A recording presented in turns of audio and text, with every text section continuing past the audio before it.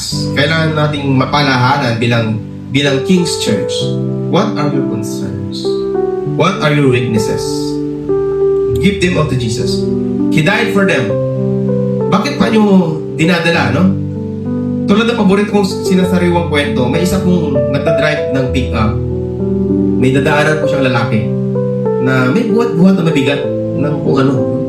Sabi ng driver ng pick-up, "Sir, sumakay na po kayo sa likod. Dahil lang kita ko po kayo nahihirapan na nagbubuhat." Sumakay naman yung lalaki. Nang malingon-lingon niya yung sa rear mirror, abay, pasan-pasan pa rin yan ng lalaki yung dala-dala niya.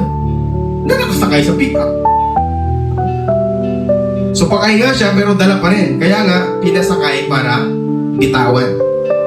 Madalas ganyan daw po yung ating relasyon sa Diyos. Sabi niya, "Tanggapin mo.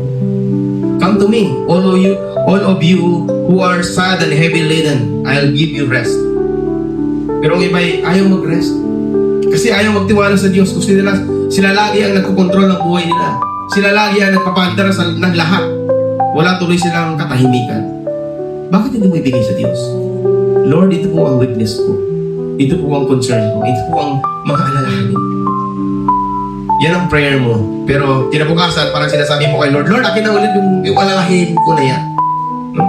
Kaya't mabigat na naman ang loob mo matapos mag-pray. Parang ganun ginawa, no?